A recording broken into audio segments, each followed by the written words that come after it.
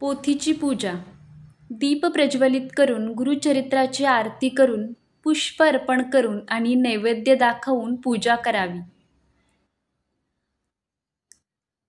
वाचन.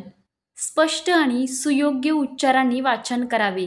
एकाग्रतेने आणि भक्तिभावाने वाचणे महत्त्वाचे आहे. मंत्र. वाचनाच्या सुरुवातीला आणि शेवटी श्री गुरुदेव दत्त मंत्राचा जप करावा.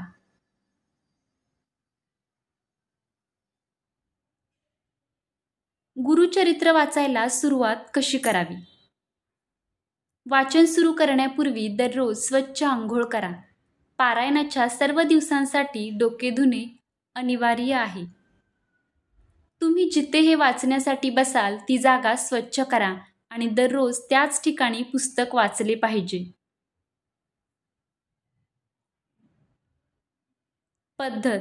बसण्याची जागा स्वच्छ, शांत आणि पवित्र जागा निवडा.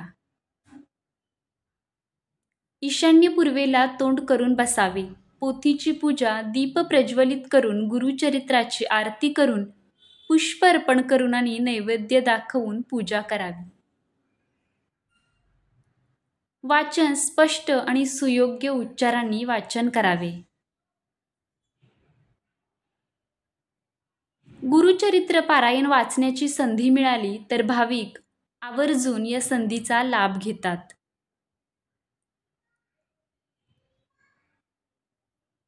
या ग्रंथाचे 52 अध्याय आहेत तर काही ग्रंथात 53 अध्याय आहेत. श्री दत्तात्रय महाप्रभूंनी नामधारकास अतिसामान्यांना गुरुप्रणीत मार्ग मिळावा म्हणून श्री गुरुचरित्र सांगितले आहे. श्री गुरुचरित्र हा 5वा वेद मानला जातो. श्री गुरुचरित्र हा साधा ग्रंथ नसून दैवी शक्तीने भरलेला सिद्ध मंत्ररूप महाप्रासादिक आणि वरद ग्रंथ आहे असे सांगितले जाते. श्री गुरुचरित्राचे पारायण हे अंतःकरण शुद्ध असताना केलेले चालू शकते. श्री गुरुचरित्र वाचन सुरू करण्यापूर्वी आदल्या दिवशी समक्ष 4 कुत्रे व गाय यांना नैवेद्य द्यावा. 4 कुत्रे म्हणजे 4 वेद होय व 1 गाय म्हणजे दत्तात्रेयांची कामधेनू असल्याने हा नियम पाळावा असे सांगितले.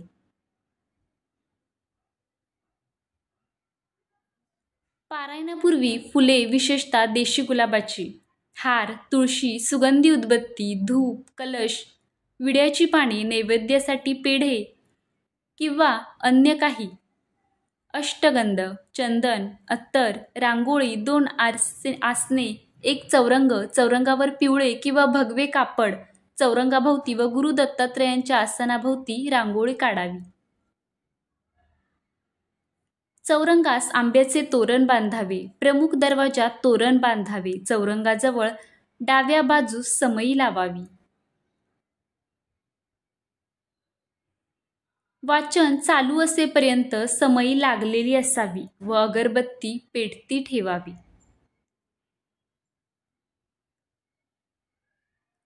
पारायणास बसण्यापूर्वी गावातील दत्त मंदिरात अथवा जवळच्या श्री स्वामी समर्थ केंद्रात जाऊन विडा, सुपारी व नारळ ठेवून सदर पारायणास उपस्थित राहण्यासाठी देवास प्रार्थना करावी.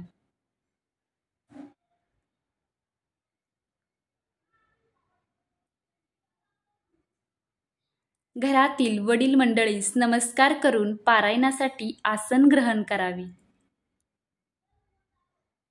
प्रथम अथर्व शीर्ष वाचावे. 1 माळ गायत्री जप, 1 माळ श्री स्वामी समर्थ जप अथवा दत्तमंत्र म्हणावा. श्री गुरुचरित्र सप्ताह करताना प्रारंभ शक्यतो शनिवारी व सांगता शक्यतो शुक्रवारी करावी. कारण शुक्रवार हा श्री नृसिंह सरस्वती महाराजांचा निजानंदगमनाचा दिवस आहे. श्री गुरुचरित्र वाचण्यापूर्वी आदल्या दिवशी 1 गाय व 4 कुत्रे यांना गव्हाच्या पोळीचा नैवेद्य खाऊ घालावा.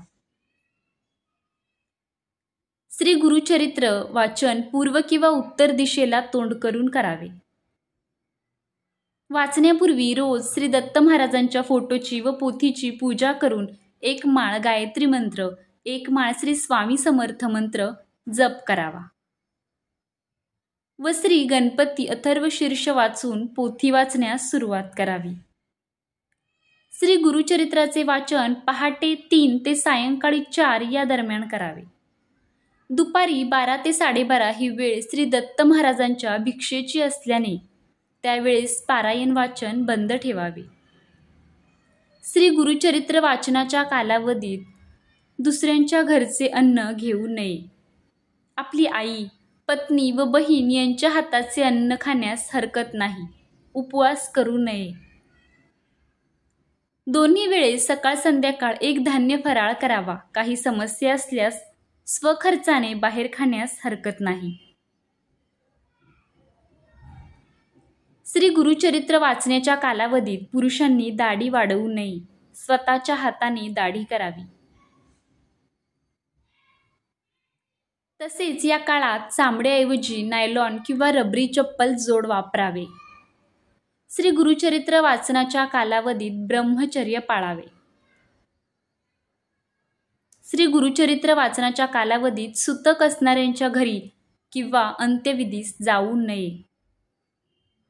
स्वतःच्या कुटुंबात जर सुतक आले तर अशा वेळी श्री गुरुचरित्र पारायण दुसऱ्यांकडून पूर्ण करावे.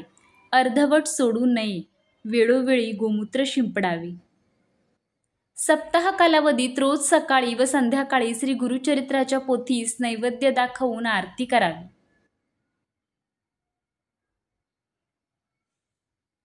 रोज रात्री झोपण्यापूर्वी श्री विष्णू सहस्त्रनाम वाचावे.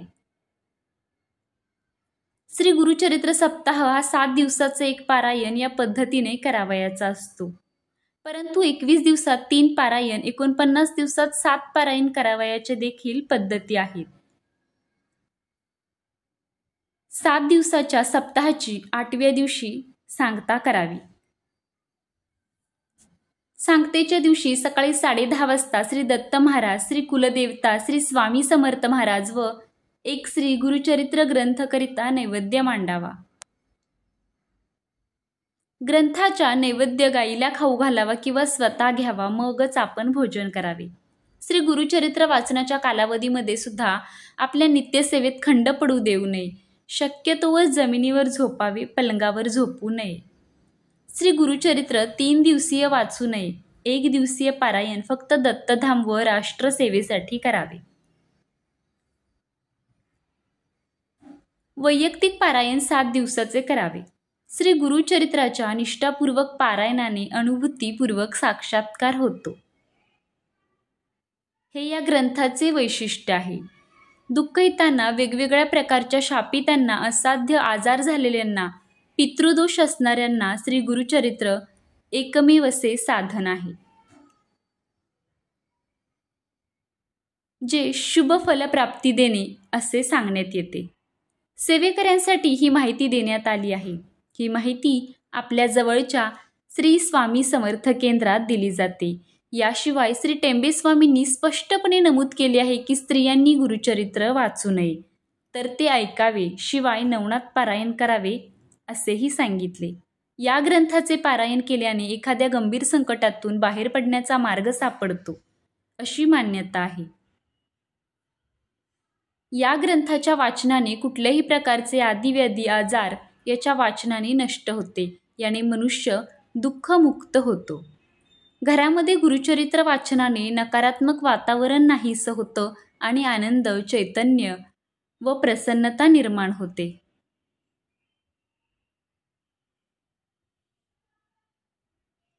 पितृदोष व वास्तुदोष यावरती उपाय म्हणून गुरुचरित्र पारायण केल्यास प्रभावी अनुभव येतात.